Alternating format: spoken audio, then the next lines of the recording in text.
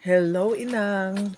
Medyo bago ang video natin, Inang, kasi may babasahin na akong letter sender. Hello, Ma'am Annalyn ko. Siya po ang nag-send ng letter na to, Inang. Babasahin ko na kasi nakita niya yung video ko nga, nagbasa ko ng quote. So, gusto niya nga i-share ko daw yung experience niya. Pero medyo may creepy konti. Kaya lang hindi niya na-send yung full story talaga kung ano talaga nangyari. Medyo short lang to. So baka hindi na siya mabisi, mag-send ulit siya ng full story talaga nito kung ano ang next na nangyari. So ito lang, konti lang tong na-send niya sa akin, Inang, kasi sabi niya gusto niya lang daw nga ma-share yung experience niya kahit konti lang para daw dagdag sa content ko, para daw makatulong sa akin. So, salamat naman na din ko sa pagtulong. So ito, nabasahin ko na, Inang. Magandang gabi. Ako po pala si Annalyn. Ito ang aking kwento. Taong 1986 sa lugar sa Osamis City, Mindanao, di ko na lang mabanggitin kung saan mismo sa Osamis City. Sa lugar na yon, doon nakatira ang lolo ko. Isang tahimik at matiwasay na lugar sa probensya. Masiyahin at magalang at magiliw po ang mga tao doon. Madami po akong kalaro at naging kaibigan. Sa ilang buwan kong pamamalagi doon, wala namang nag-iba. Hanggang sa isang araw. Gabi iyon. Natutulog na ang lahat maliban sa lolo ko. Lumabas ng bahay ang lolo ko, Inang. Nakita ko iyon. Noong pababa ako na hagdan upang uminom ng tubig. Sinundan ko siya.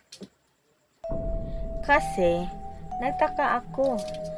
Baka may mangyari sa lolo ko.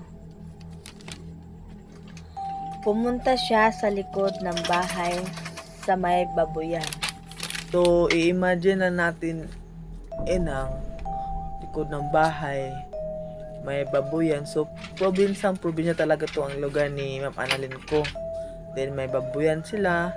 So, meaning, sa ganitong lugar, ang nakapaligid, mga kakahuyan, malalayo sa kapitbahay, wala medyo masyado mga bahay na magkatabi.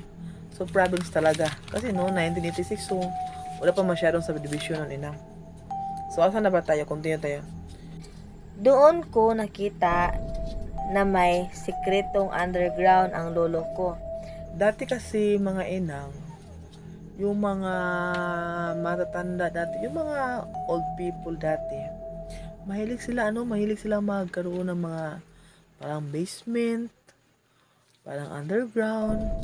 Kasi nangyari noon sa Hapon, 'di ba? Nagtatago ang mga tao sa parang cave. So gumawa sila ng underground para doon sila magtago. Oo. Ito talaga dati. Para lang makatago sila. Masarap ko, Inang, ha? Sa kuryosidad ko, sinundan ko po ang lolo ko. Nang palapit na ako sa dulo, bigla akong napatigil, Inang. Kasi nakita ko ang lolo ko. Ano kaya nakita niya? Pinapakain niya yung parang aso na mabalahibo. Nakabaliktad.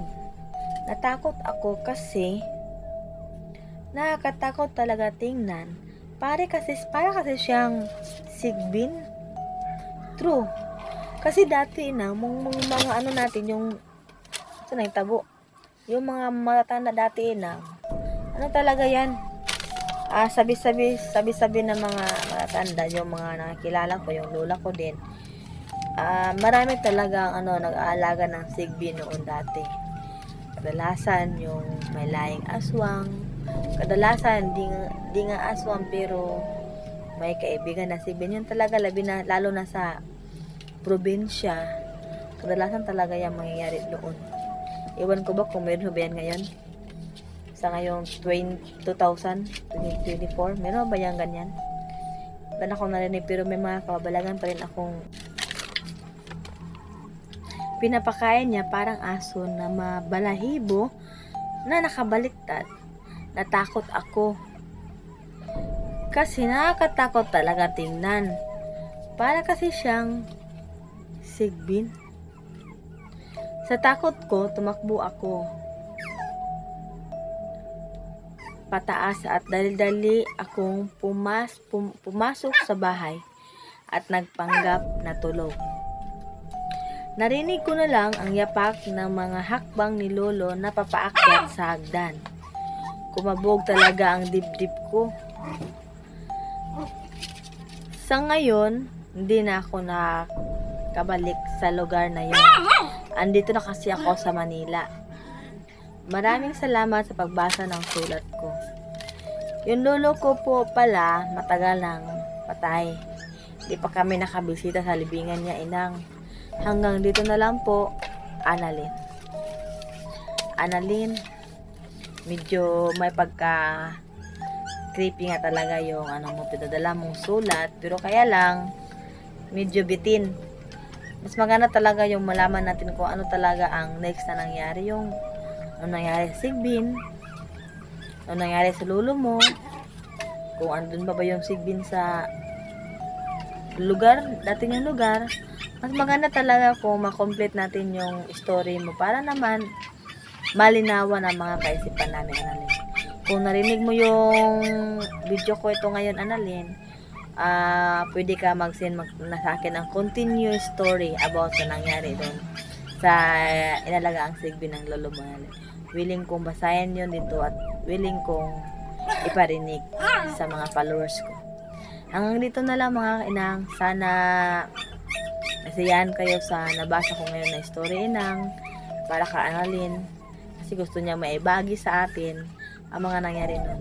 Hindi ko lang to in-expect, ina, kasi iba kasi yung mga posting ko, more on quotes, more on hugot lines kasi yung mga posting ko, inang. Hindi ko expect na makabasa ako na may creepy story, inang. Pero okay lang din kasi wala namang mawawala kung subukan kong basahin, inang, di ba? Kasi sa social media, pwede mo naman gawin kung anong gusto mong gawin maliban ng kung bawal sa Facebook. So hanggang dito na lang, ina. Magandang gabi sa ating lahat. Sana nasa mabuti kayong kalagayan. And don't forget to pray always po, kasi wala tayong ibang masasandigan kundi isa lamang ang ating Panginoon sa taas, kasama ang kanyang anak na si Jesus Christ. Inang, magandang gabi. Bye.